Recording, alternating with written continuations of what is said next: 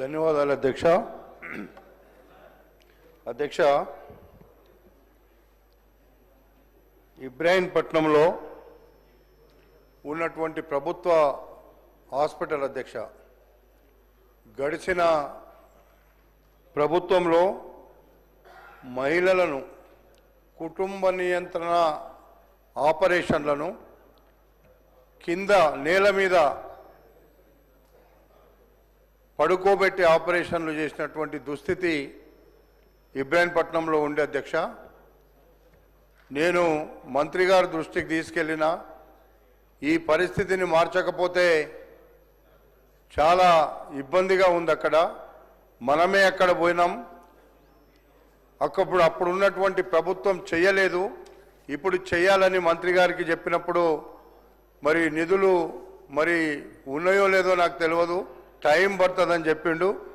అందుకే వెంటనే ఆ హాస్పిటల్లో ఆ రోజు ఇప్పటి ముఖ్యమంత్రి అప్పటి పిసిసి అధ్యక్షులు కూడా ఆ రోజు వాళ్ళని పరామర్శించడానికి వచ్చినారు. ఆ రోజే చెప్పినాం అధ్యక్ష, మనం రంగారెడ్డి జిల్లాలో ఉమ్మడి రాష్ట్రంలో మీరు మంత్రిగా ఉన్నారు, కానీ ఉన్న డబ్బులన్నీ మన దగ్గరే ఉన్నాయి. రంగారెడ్డి జిల్లాలో ఉన్న భూములన్నీ ప్రైవేటు వ్యక్తులకు అప్పచెప్పినారు. అందులో మీకు ఉదాహరణ చెప్తా అధ్యక్ష, 300 సర్వే నెంబర్ కొంగర కలాన్ కరెక్ట్గా రంగారెడ్డి జిల్లా కలెక్టరేట్ ముందు 2.5 సంవత్సరాల క్రితం ఒక ప్రైవేటు వ్యక్తికి, అందులో ఉండే ఒక శాసన సభ్యునికి సంబంధించి 300 సర్వే నెంబర్ను 95 ఎకరాల అధ్యక్ష, దాదాపు 2000 కోట్ల రూపాయలను దారాదత్తం చేసిండ్రు.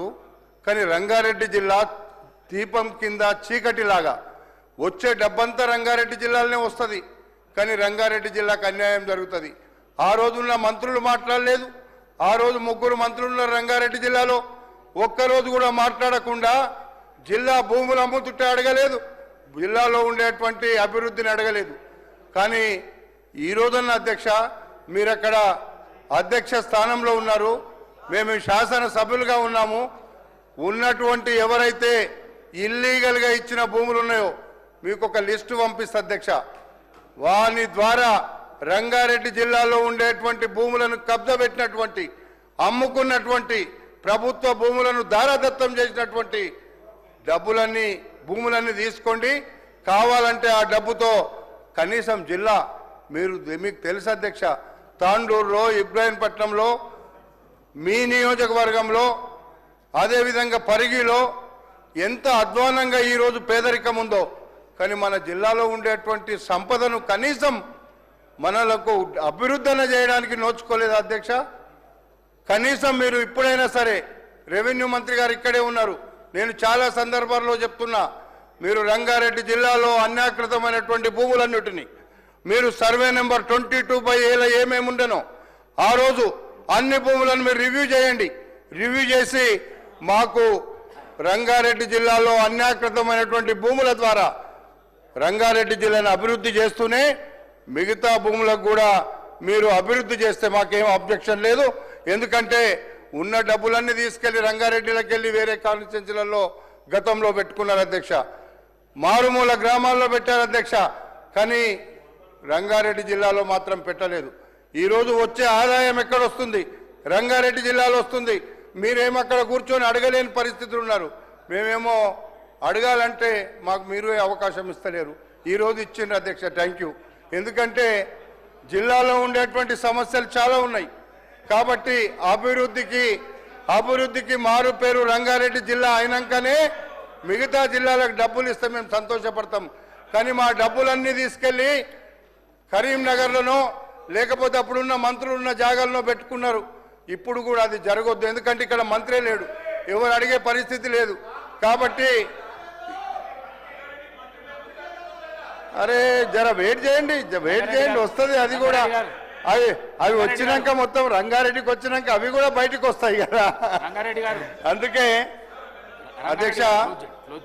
అధ్యక్ష నేను అడిగేది ఏంటంటే అధ్యక్ష, అన్యాయం చేస్తే ప్రజలు అర్థం చేసుకుంటారు అధ్యక్ష. మనమేమో అనుకుంటున్నాం కానీ మీరు అక్కడ కూర్చుండ్రు, నేను ఇక్కడ కూర్చున్నా. కానీ ప్రజలు ఇంత మంచి అవకాశం మేము ఇచ్చి పంపిస్తే మా గురించి మాట్లాడకుండా, కబ్జా పెట్టినవి తీయకుండా ఎందుకు కూరుకుంటున్నారని మమ్మల్ని అడుగుతున్నారు అధ్యక్ష. అందుకోసం మీ ద్వారా అడుగుతున్నా, నేను రంగారెడ్డి జిల్లాకు ఉన్నటువంటి అన్నిటిని కూడా మీరు రివ్యూ చేయండి.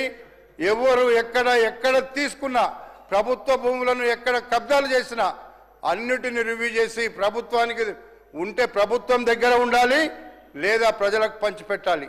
కానీ మధ్యలో ఉండేటువంటి దళారులు తీసుకొని వ్యాపారం, రియల్ ఎస్టేట్ చేసిన వ్యాపారుల దగ్గర తప్పకుండా తీసుకొని తీరాల్సినటువంటి అవసరం ఉంది. లేకపోతే ఇది ఒక పెద్ద ఉద్యమం వస్తుంది అధ్యక్ష. రంగారెడ్డి జిల్లాలో మీరు అర్థం చేసుకోవాల్సినటువంటి అవసరం ఉంది. కాబట్టి ఎవరు తీసుకున్నా తప్పే, ఎవరు చేసినా తప్పే. ఇప్పుడు నేను ఒక్కటే అడుగుతున్నా, మీరు 2014 నుంచి మొన్న ప్రభుత్వం చెప్పింది చాలా క్లియర్గా. ఆ రోజు మన డిప్యూటీ ముఖ్యమంత్రి గారు ఆ రోజు పాదయాత్ర చేస్తున్నప్పుడు అందరూ ఆ విషయాలన్నీ కూడా ఆ రోజు మన డిప్యూటీ సీఎం గారికి చెప్పిండ్రు. ఆగండి ఆగండి చెప్తాం, వాపస్ ఇస్తామో ఏం చేస్తామో మా మంత్రి గారు చెప్తారు. నేను ఏమంటున్నానంటే అధ్యక్ష, నేను ఒక్కటి అధ్యక్ష, ఇది చాలా సీరియస్ ఇష్యూ. మీరు ఒక్కటి అర్థం చేసుకోండి అధ్యక్ష. సార్ మాకు అవకాశమే రాలేదు. వచ్చినప్పుడు జిల్లా గురించి చెప్తున్నాం, నా స్వార్థం గురించి, నా నియోజకవర్గం కాదు జిల్లా మొత్తం చెప్తున్నా నేను.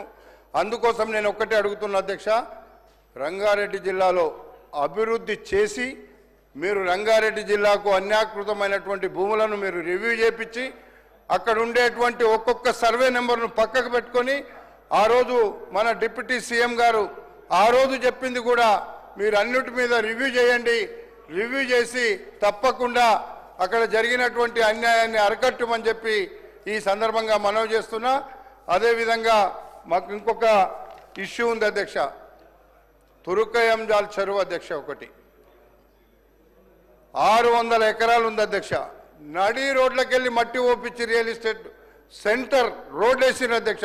మధ్యలోకెళ్ళి ఆ చెరువులో మీరు చూస్తే, నేను హైదరాబాద్లో కూడా మొన్న చెప్పినాను అధ్యక్ష, మధ్యలోకెళ్ళి ఆ రోజు మంత్రులు ఉన్నారు, అప్పుడు ప్రభుత్వం ఉంది, మరి మధ్యలోకెళ్ళి వేస్తుంటే ఆ రోజు మరి ఏం చేసిన అధ్యక్ష? తప్పు కదా అధ్యక్ష. అందుకే ఇప్పుడైనా సరే మన మంత్రి గారు అది చెరువు తీసుకొని చెరువు మధ్యలో వేసినటువంటి 1000 లారీల మట్టి నింపింది అధ్యక్ష. చెరువు మధ్యలో నుండి అది వెంటనే ఎన్ని రోజుల్లో తీసేస్తారో అది కూడా మంత్రి గారిని చెప్పమని మీ ద్వారా అడుగుతున్నా అధ్యక్ష.